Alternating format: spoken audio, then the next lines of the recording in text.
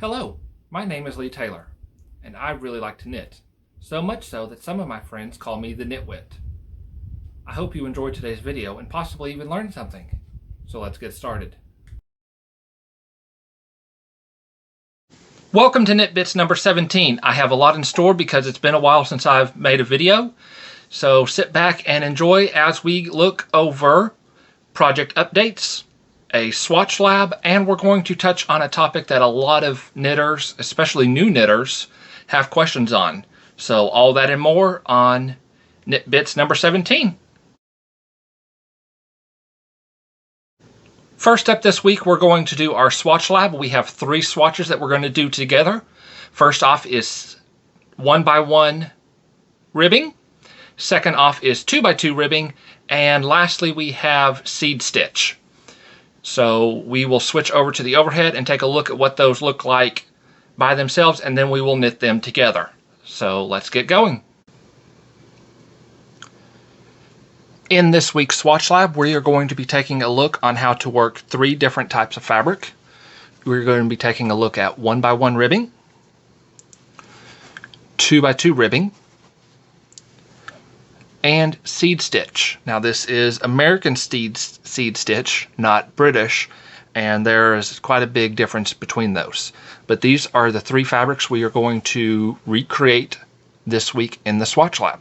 So we're going to start off with the 1x1 ribbing, and I just have this on a double pointed needle just to show, but I will be knitting it on camera using circular needles.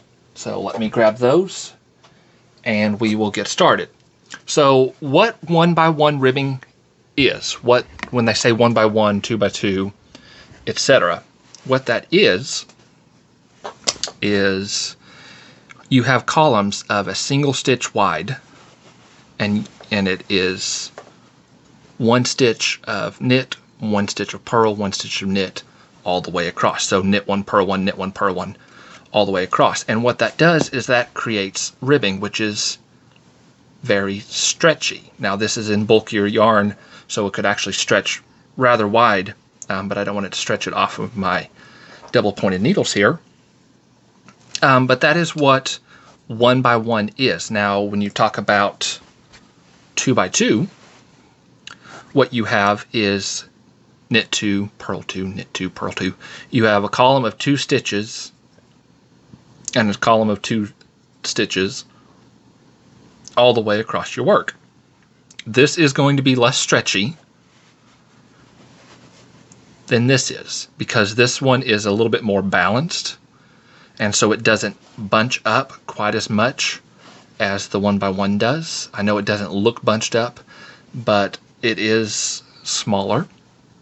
And then when you're working seed stitch, you're working basically the same thing as the 1x1 with a slight variation, and that gives you a drastically different looking fabric. This one lays flat. It's not bunched up. It doesn't pucker in. It is a bit stretchy, because all knitting is a bit stretchy, because there's, gaps in between where it can stretch. But this one lays flat. So again, we're going to start with simple 1x1 ribbing. So I'm going to take off these are points that keep your work from sliding off the end of your needle, which is very, very useful. So I'm going to take that stopper off, and I am using a Clover Takumi US 15, which would be a 10 millimeter, and I believe this is a 24-inch circular needle. This double point is also a US 15 or a 10 millimeter. So like I said, I'm going to zoom this out just a smidge so I don't bump it as I'm working. So as I mentioned, it is 1x1 ribbing, which is knit 1, purl 1, knit 1, purl 1, knit 1, purl 1, all the way across. And I have cast on 2, 4, 6, 8, 10, 12, 14, 15 stitches, which means we will begin and end with the same stitch. So on this one, it is simply knit one, purl one. So what we're going to do is we're going to go in and knit the first stitch. And I have talked about how to do the knit stitch, so I'm not going to talk about that in depth on this. We're just going to work them. Okay, so we knit one. Then we bring the yarn to the front. Whoops. We bring the yarn to the front in between the two needles, and then we purl that second stitch. Okay. Then we're ready to knit the next stitch, so we take the yarn to the back in between the needles, and we knit that second stitch. And we just repeat that over and over all the way across. So we knit one, bring the yarn to the front between the needles, purl one, all the way across. Now, this is different than what we've done in other swatches, where we have worked knits on one side and purls on the other. This one has knits and purls on the same side of fabric, so it is different than what we have worked. And like I said, this is stretchy. This is the type of ribbing that I learned first, and it is also my least favorite to do because there's a lot of stopping, moving the yarn. Now with Continental, you don't have to worry about slowing down as much. I do not know how to knit Continental. That is something I may learn to do and may show you on this channel, but I knit English style, which means the yarn, the working yarn, is off in my right hand. Continental, the yarn would be in my left hand. Okay, I do know that much. But you just work across one stitch after the other one, purl one, knit one, all the way, all 15 stitches, knit one, purl one, all the way across. Now again, because it's an odd number, we are going to end up working the stitch at the end the same as the very first one. That's just how it works up. Just simple math. But we just knit across. And knit can mean the actual knit stitch. It can also mean working it just in general. So that can be a bit confusing to people. But we're going to knit and purl all the way across. I could have worded that differently. So what that gives us, and you can see right here how much stretch that can have. I used a long tail cast on, which has a good bit of stretch. But when we stretch our fabric out, you can see the knits and the purls very easily. You have the column of V's, which are the knit stitches, and the column of purl bumps. And that creates an accordion-like fabric. It can bunch up or stretch out.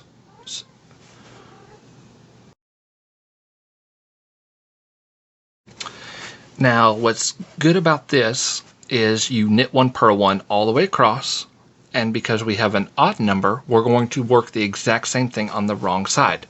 Now, an easy way to remember that with ribbing is you learn how to read your knitting. So let me zoom in here, and I'm actually going to zoom in with the camera so we can see this very closely. So right here we have a purl stitch, and we know that because we have a column of purl stitches. But right underneath the loop that we've just made, this is a 3-ply yarn, I'm not using 3 different strands, but right underneath the loop we just made is this purl bump collar. Right here we have a column of knit stitches, and we can tell that because right here, this stitch right here that we last worked does not have a purl bump collar. So that would make this a knit stitch because it makes the V's all the way down. So ribbing is a very good way of learning how to read your knitting. Okay, so because there's 15 stitches, we can slide this back over, and I'm going to zoom this back out to regular so you're not looking as closely. There we go, which is good to see to knit with. And right here we have a purl bump. So we're going to purl that stitch. So we just start with the yarn in front. Okay. and we're going to purl it just like any other stitch. Okay, so purl 1, yarn to the back, and knit 1 because we are on a knit column, and that is a knit stitch. That is called presenting as a knit stitch. So we're going to knit that. This is a column of purl stitches. That is a purl bump, so that presents as a purl stitch. So we bring the yarn to the front and we knit that. Oh, I'm sorry, and then we purl that. And we are going to work that the exact same way all the way across. So knit 1, purl 1, all the way across, and we are going to end with a purl 1. Ribbing is used a lot, especially in hats and socks and mittens, sometimes scarves, anything that you would want to have a bit of stretch to. You could use ribbing. That would, bring it in smaller.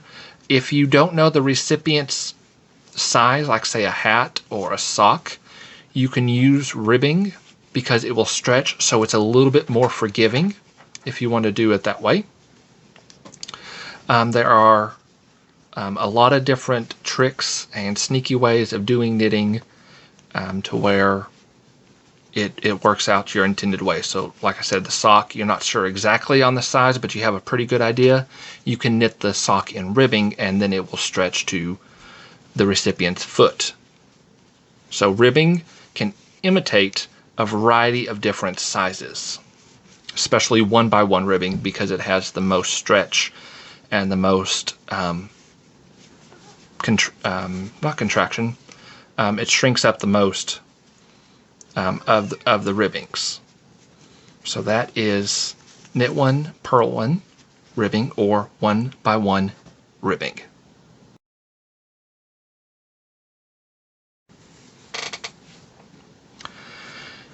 Next up, we are going to work on 2x2 ribbing.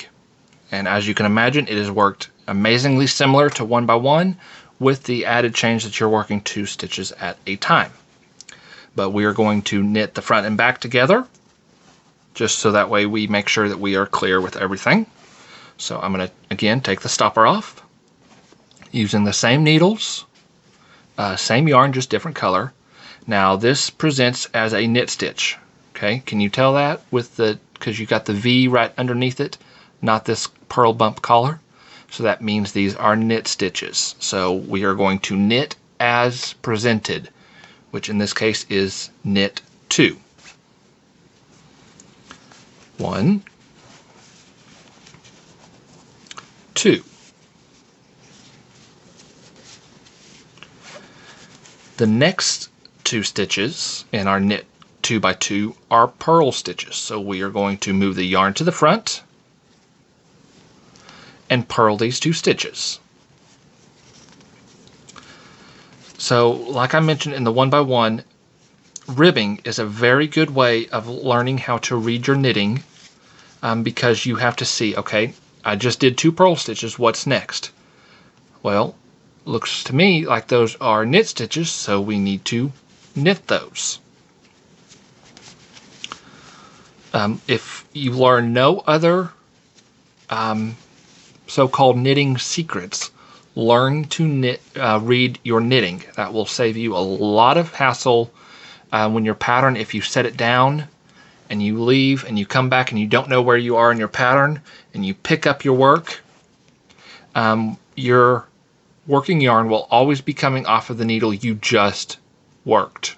Okay, so first off, that's a good way of knowing, does my knitting go this way or does it go knitting this way? Your working yarn always comes off the needle you just worked, and so you know that goes on the right hand, unless of course you're a left-handed knitter, which I am not. So our next stitches are purls.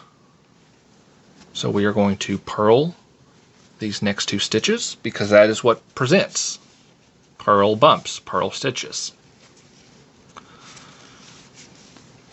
Okay, what presents next?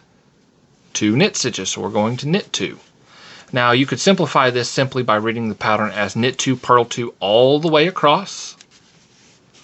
and we're going to end with knit stitches. So since we're knitting 2, purling 2 all the way across and ending with knits, that means everything is very symmetrical, which people like me who are have an OCD personality likes balance and symmetry. So now we're going to knit our last 2 stitches. And there we are. Okay, so we have a grand total of 2, 4, 6, 8, 10, 12, 14 stitches. Put this here on the cord, which means we have 7 columns. Okay, because we're knit 2, purl 2, knit 2, purl 2, knit 2, purl 2, knit 2. So now when we flip this around and go to work it, as they present themselves, we're going to purl 2, knit 2, purl 2, knit 2, purl 2, knit 2, purl 2. And I'm going to show you here what happens if you make a mistake. Okay, so we're going to purl 2, because that's what presents. In ribbing, you knit the stitches as they present. Okay? Now then, our next stitches, next 2, are knits. So we're knitting right along. All fun and fancy free. And say we miscounted and got lost track, and we come through and we're just knitting, and we've got, when we go to check, oh, we just did knitting, but we're on presenting as knits. So we go and look back. Let me fix this. This cord's trying to curl. So when we go and look back, okay, well, we did purl 2, we did knit 2, and these are supposed to be purl 2, but there's V's right underneath the stitches, not purl bumps. So we have knit those 2 stitches incorrectly. So to fix that, and this wasn't part of the original thing, but to fix that, we are going to tink. We are going to unknit those stitches. Okay, and to do that, here we have, this is the old stitch, okay, and you're just going to put your needle in through that leg right there, come out through that old stitch, and just slide the new stitch off your needle and pull through. So now you have picked up. I will go over that more in depth in a future video, so don't worry about trying to learn that all in one chunk. So we just knit 2. These present as purls, so we are going to purl that. So we're going to bring the yarn to the front in between the 2 needles, just like we would any other time we're purling. And I'm going to fix this yarn around my hands a little better. And we're going to purl 2 of these stitches like we're supposed to. Now we are back on track with our pattern, and now we can knit 2, purl 2 to the very end, ending in 2 purls. I prefer working 2x2 ribbing. It's less stretchy than 1x1, but I don't have to move the yarn around as much, which is a plus for me because I feel like I get further along in 2x2 than I do 1x1. But that's just personal preference. One is not better than the other one, depending on what you're going for. In which case, I would ask that you watch to the end of the video where I discuss on knitting correctly or knitting wrong. But one is not inherently better or worse than the other one. So that was knitting 2x2 ribbing, which we knit 2, purl 2, knit 2, purl 2 across these 14 stitches. Then when we reversed it, we purl 2, knit 2, purl 2, knit 2, purl 2, knit 2, purl 2, because we knit the stitches as they present. So that is knitting 2x2 ribbing.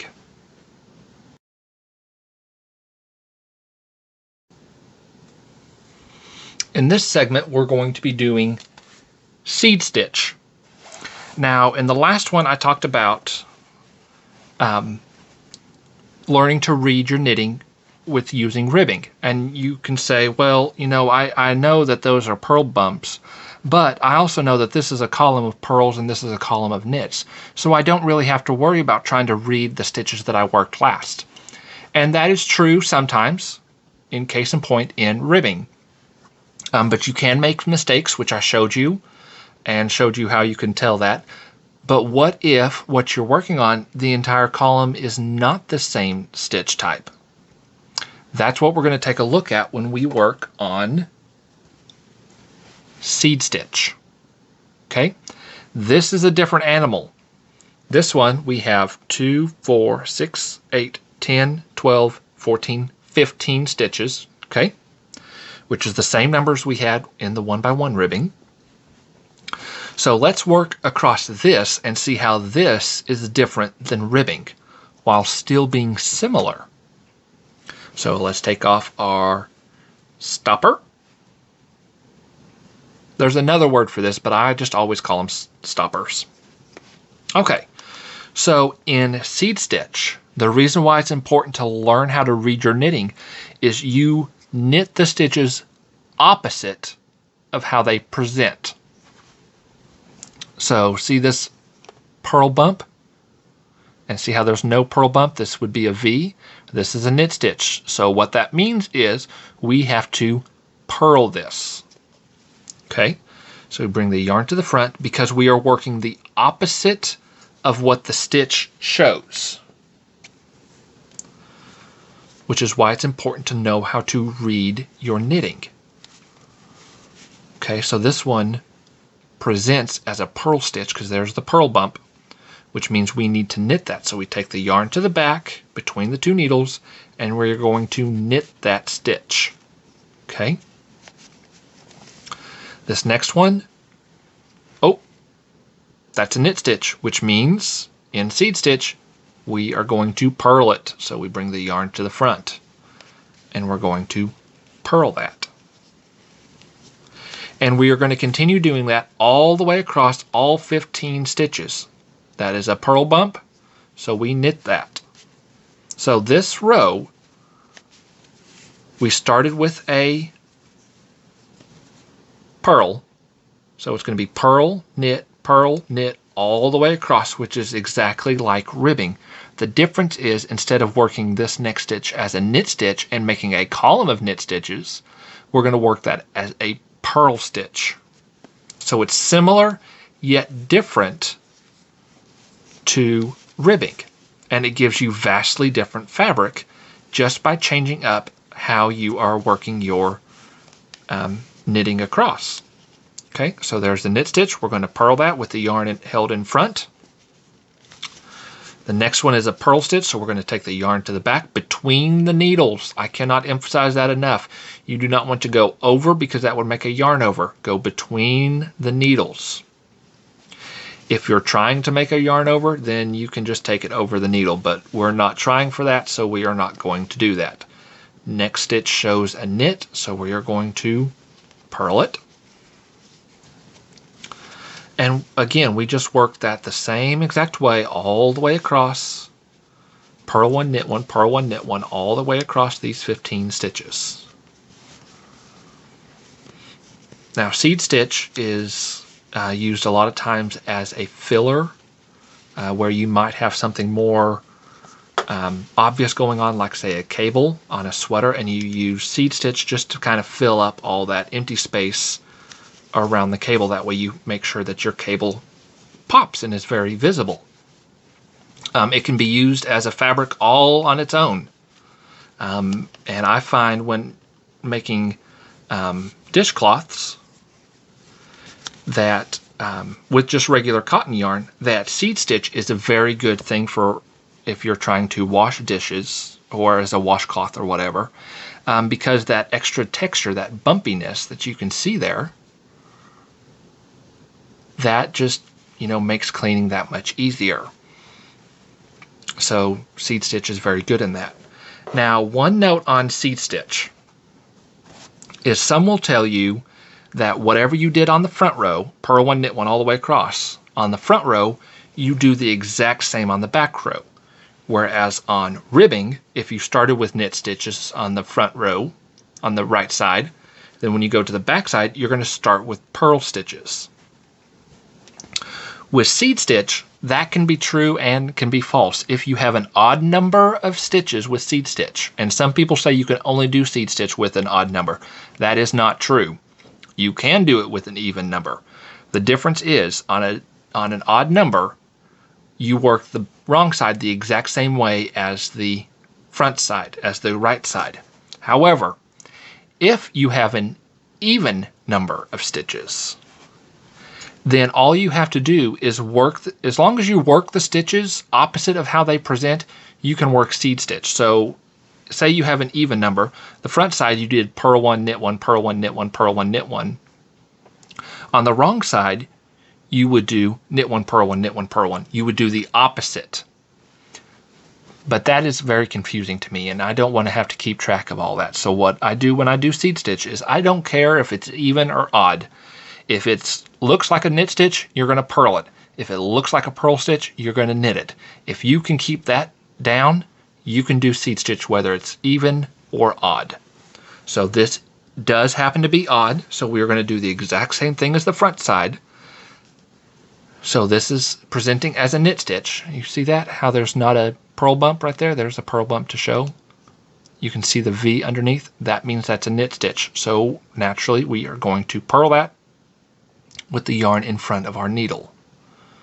Okay, I'm going to get the yarn set up around my hand how I do it to keep tension. And we're going to purl 1, knit 1 all the way across on this one. So we're just going to work the stitches opposite of how they present. So that's why I said learn how to read your knitting, and that can save you a lot of time from having to look down at your pattern and go, okay, this is, now I need to knit 1, and then look at my pattern and it says, well, now I need to purl 1. If you learn how to read your knitting, you don't have to glance at your pattern near as often on something such as ribbing or seed stitch or something along those lines. So take the time to swatch and look at your stitches and learn how to read your knitting. It is a very important tool and very helpful. So take the time and swatch, learn how to read your knitting, especially in seed stitch. Now there are other variations of seed stitch which I will get into on a future video, but for now we're just working on knit 1, purl 1 or American seed stitch. So we knit the purls and purl the knits all the way across, and that will give you seed stitch.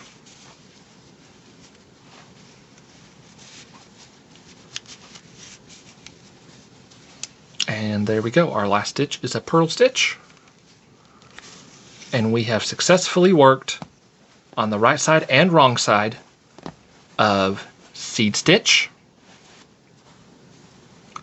2x2 ribbing, and 1x1 ribbing. Now I'm going to zoom out so we can see this all together in one big section. So 1x1 ribbing, I'm going to do it this way, 1x1 ribbing, 2x2 ribbing, and seed stitch. Okay? So here we have a column of single knits and a column of single purls. Here we have a column of double knits and double purls. And here we have a column of knits and purls within the column. Seed stitch, 2x2 ribbing, 1x1 ribbing.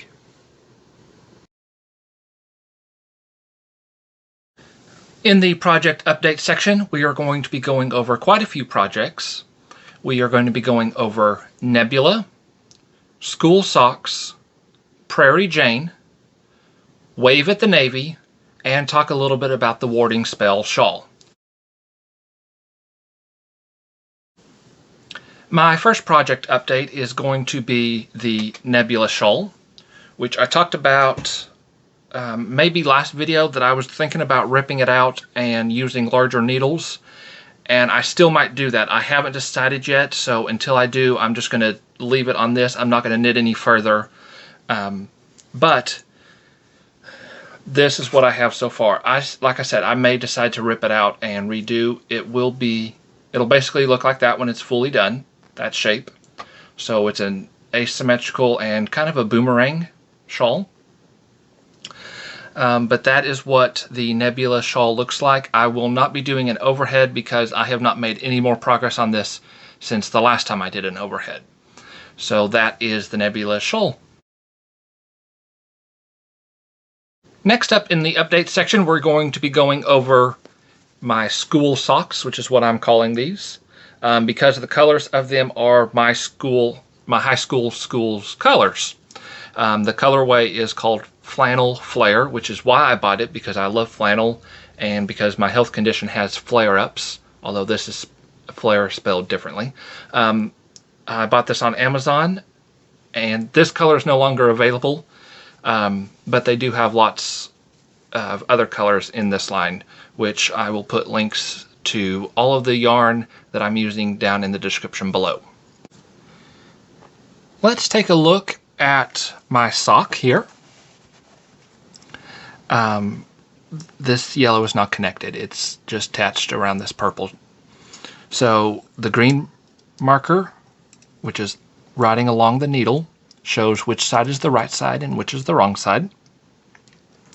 The purple shows when I change my pattern. So this from here up is the toe, and from here up is going to be something different. I am now working on the foot, and I am putting a yellow marker every 10 rows to keep track for the next one. I was going to work them at 20, but because I take this to doctor's offices, it's a lot easier on me to mark them at 10s.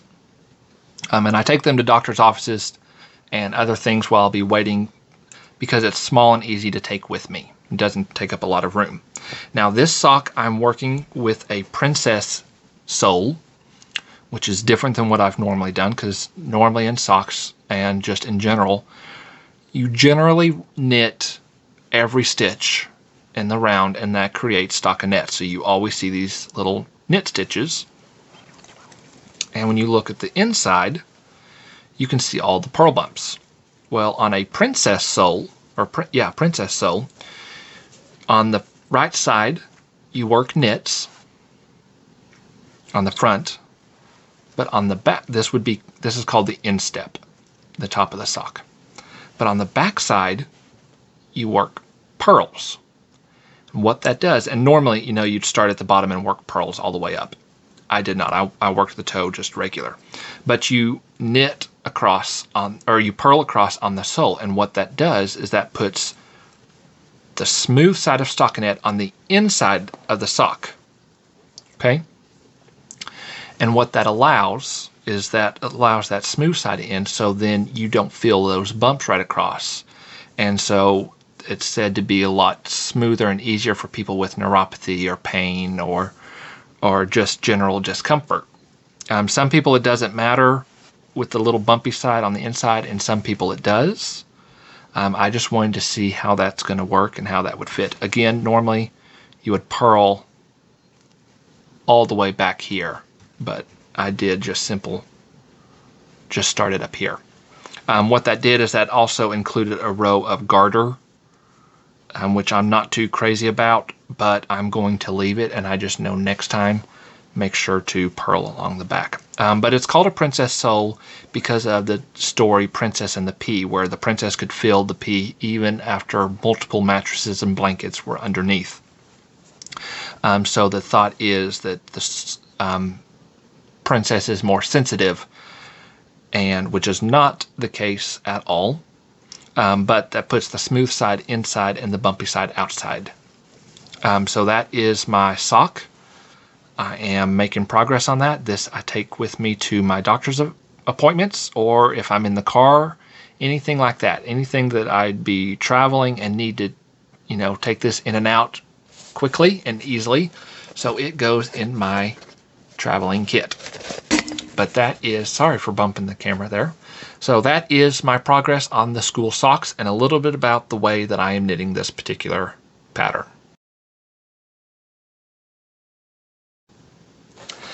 Next up in the project updates, we have the Prairie Jane Hat. I took some measurements, and I will need to rip out 5 rows, which I have not done yet. I will potentially run a lifeline through. I may just tink it because I am knitting with 3 strands held at the same time. And so that may be tricky for me to go through and make sure I'm picking up all the legs. So what I may just do is, as crazy as this sounds, I may just tink back 5 rows. Because I am already at the length that I need, so I need to rip back, and then I need to knit some ribbing. So this is a small hat, but the person that's getting this has a smaller head than I do. So I just need to rip back, do the ribbing, and then wash and block it, and it will be ready for Christmas. So this is my first completed Christmas knitting that is a surprise. I have completed one other, the best scarf ever, that is considered a Christmas gift, but the recipient knows about it and has seen pictures of it. So it's not exactly a surprise. So this is the first Christmas gift surprise that will be done. Next up is another Christmas gift hat. This is Wave at the Navy. I keep saying always Wave, but it's just Wave at the Navy. The colorway is Cascade 220 Superwash in their Wave, and the colorway is simply just blue-green. The recipient for it was in the Navy, so Wave at the Navy. I'm not sure I knit this to the right size. I need to wash and block this and see if it expands or if it's going to contract on me. And if it doesn't grow, then I may need to rip it out and re-knit this, because I was knitting this without taking measurements first, going off of previous hats that I have knit, and I think it might be the wrong size. So we will see. Like I said, I need to wash and block that, which I will use this form right up here. I'll take the hat off, and that is the form that I use to block my hats on. So more updates on that to come. Not until November though, but stay tuned for updates on Wave at the Navy. Originally I wasn't going to film this one in the overhead, simply because it's just a plain Jane hat. I say plain Jane, just a run-of-the-mill hat. But I did want to do it this way so you can actually see the colorway a little bit better. Hopefully that's coming up on screen, that there are greens and blues. It is a very subtle, and then it changes down here. The color, changes. It's a gradual, it's striping, and yet it's a fade at the same time. So on camera, it's really picking up this dark section really well as compared to the light section.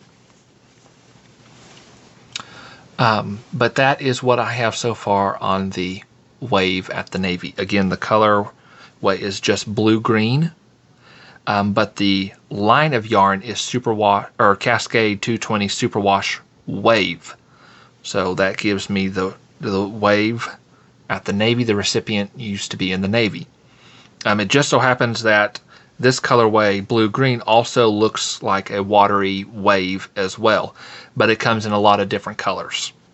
So that is Wave at the Navy. I am knitting it using magic loop rather than a regular circular needle, because I worked from the top down, and I just find that works a lot easier.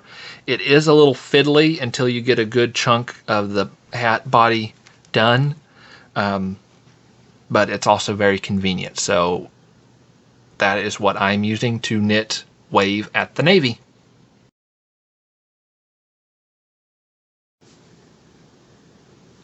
In the last of the update section, I'm going to talk about the Warding Spell Shawl. I have thought long and hard about how I want to do that on this video. I'm considering it a mystery knit. You can do mystery knit alongs, but there's no one else knitting it with me, so it's simply a mystery knit. So what that will mean is I will talk about the shawl on these videos, but I will not show it until it is completed or October 31st rolls around, whichever comes first. Although I'm pretty sure it's going to be completed. But either way, I will show it when it's completed on here. But what I can do is I can talk about it. So first up, I am using bamboo circular needles. These are Clover Takumi 10.5s, which would be, let's see here, that'd be a 6.5 millimeter. I have two of these. One is the smaller and one is a longer. It's now switched over to the longer size. I am using this yarn here. It is by Blue Barn Fibers. You may remember this from a unboxing video, which would be episode 16.5. So go back and take a look and see all about that. But again, I am using this yarn here. And the colorway is Spellbound, which works perfectly with the Warding Spell Shawl. I bought this on Etsy, and the listing said it had 150 grams, and that is not what I got. I got 167 grams, so I got an extra 17 grams, which is wonderful because I don't know how much yarn it's going to take for this. I absolutely love this yarn, and I would definitely use it again. I am working from the outside in, which is not my usual, but because of the higher silk content with this, when I was winding it up, it got really tangled because silk is so slippery that it can just knot up and rat's nest very quickly. So I'm working from the outside in to alleviate the option of that. So far all is working very well. I still have over 108 grams still. I have weighed it last night and I do not remember what that weight is. I will put that down here on the bottom of the screen of what yarn I have left to knit with that. So what I will also talk about is the reason I am knitting this project. It is named in honor of a good friend of mine who will remain nameless, but it is named in honor of them. And they are very into Dungeons and Dragons. I am not, but I love fantasy things, so it plays along with it. So that's where the warding spell comes in. And along with that, as I understand it, I am not a Dungeons and Dragons expert, so don't quote me on any of this, but the numbers 10 are very important when it comes to spells, and the numbers 12 and or 13 are important. Those numbers feature very prominently in this shawl, and I will talk a little bit more about that on the next video, so stay tuned for more information about the Warding Spell Shawl.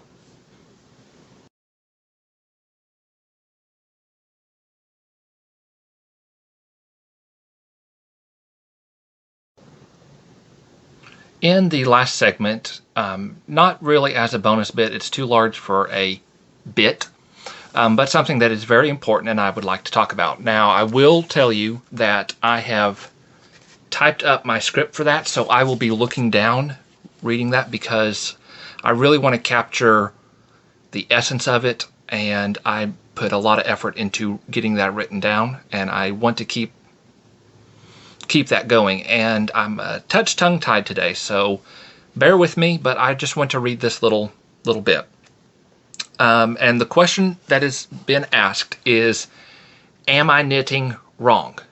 Or it could be asked, is that the best way of doing it? Is that the correct one to use? Is that the right way of doing something? And I'd like to address that. That is something that a lot of knitters ask, well seasoned or not, but especially amongst new knitters, because they're unsure of things, and so they ask this question a lot. And like I said, I took a good bit of time and I really thought about it, and this is what I have come up with. So, am I knitting wrong? It is a question knitters ask a lot, especially when first starting out. Unfortunately, the answer requires more information than just that. Are you trying to repeat a pattern exactly? Or just using it as an inspiration and kind of guidelines and kind of venturing off and doing your own thing while remaining in the confines of that general idea? Are you happy with how your own pattern is coming out? Something that you are designing yourself, even if it's simple as a scarf, whatever it would be. Are you happy with how your own designs are coming out? What is the purpose of your knitting? That is another important feature along with that. So if you're trying to recreate exactly word for word, letter for letter of the pattern, whatever the pattern may be, then you could be knitting wrong. If you're just using a pattern just as inspiration, then you have more freedom. So we'll look into that in the next little segment in this bit. Are you happy with your own pattern as it is being worked up? If yes, then great. You are not knitting wrong. If not, you could be knitting wrong. If the purpose of your knitting is to swatch, to see what you want to do, and learn from your time, then no, you are knitting just fine. If you're needing to wear this, use it, sell it, or give it away, and it's not looking like it's supposed to, then you are knitting wrong. You may know how to work the stitches, knits, purls, yarn overs, etc., but your execution is just a tad off. Then you just need some more practice, so swatch. If you are knitting wrong, you are knitting wrong only if you want it to look or function in a very specific certain way. For example, say you're knitting a sweater for an adult and the size is large, but it will only fit a Barbie doll, then you are knitting wrong. If your fingerless mitts have 3 fingers somehow, then you are knitting wrong. If you're knitting along on a pattern that says knit 1, purl 1 10 times, and you want to replace it with knit 2, purl 2 5 times as a choice, then you are not knitting wrong unless you expect it to look exactly like the picture of the original pattern. In which case, then, you would be knitting wrong because it's not going to look the exact same. Take a moment to evaluate what you are expecting from the project, whether it's swatch or an actual project, whatever, it's still a project. So take a moment to evaluate what you are expecting. And you might find that you have been knitting correctly the entire time. Correct and wrong are subjective to your desired outcome.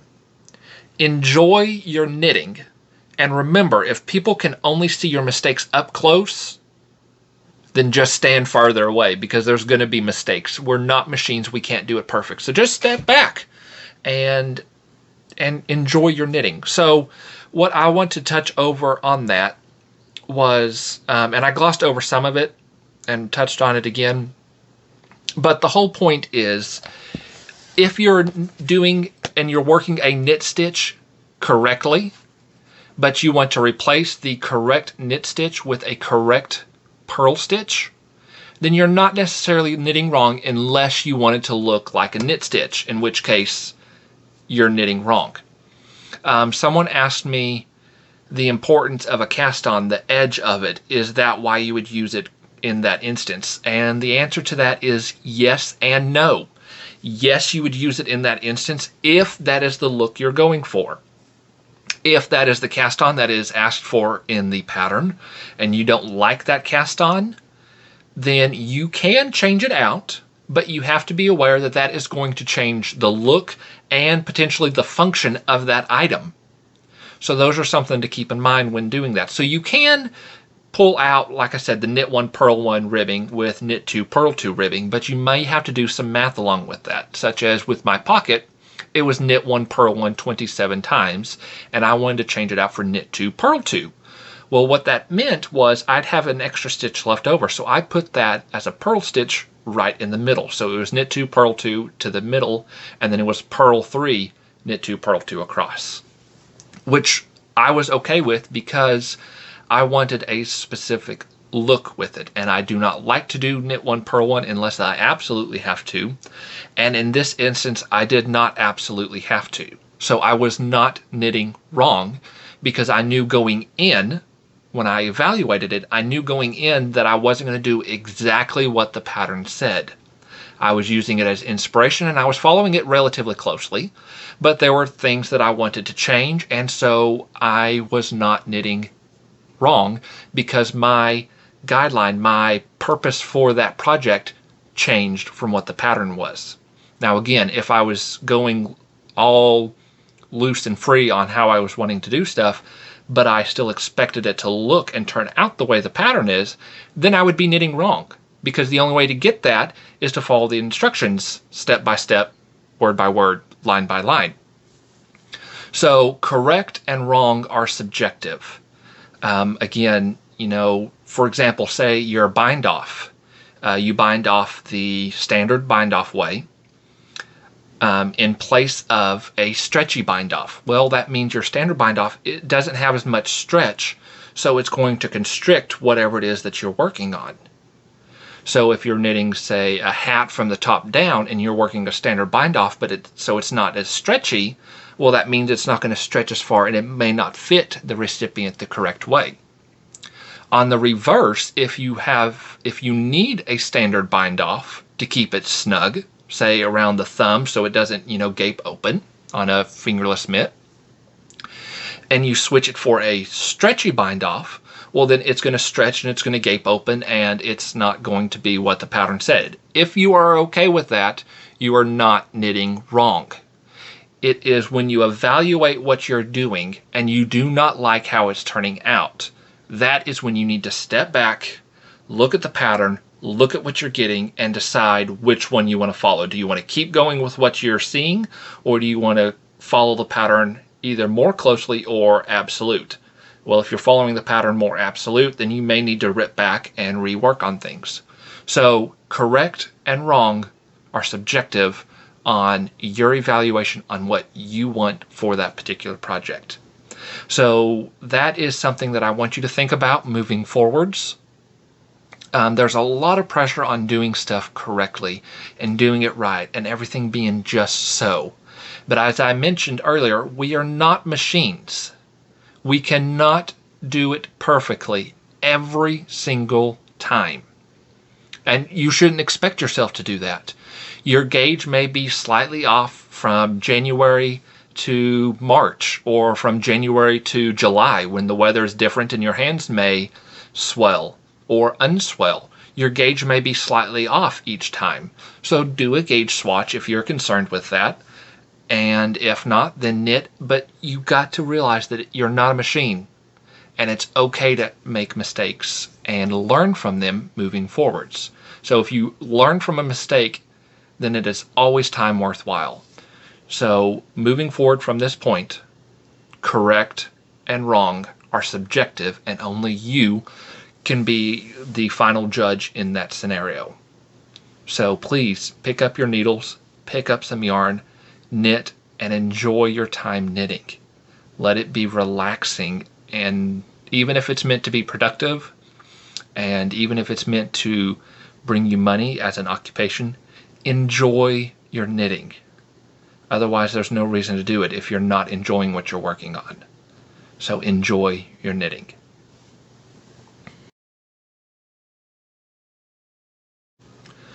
To wrap up this week's video, we did a Swatch Lab where we looked at 1x1 ribbing, 2x2 ribbing, and seed stitch. We went over quite a few different projects. We went over Nebula, School Socks, Prairie Jane, Wave at the Navy, and talked about the Warding Spell Shawl. And I took some time to discuss knitting correctly or knitting wrong. All of these things are important to think about moving forwards. Not necessarily maybe the project updates, because you may not be working on those particular items and may never. But there are things in each one that we can think about when we move forward and select our next knitting project. So I hope you picked up your needles and yarn and joined me with the Swatch Lab. And I hope you pick up needles and yarn moving forwards and contemplating whether you are knitting correctly or knitting wrong. So that is this week's video. There will be a bonus bit on Wednesday, so keep an eye out for that. It will come live at noon Central Time. So thank you for watching this week's video. I hope you learned something, and I hope you enjoyed yourself.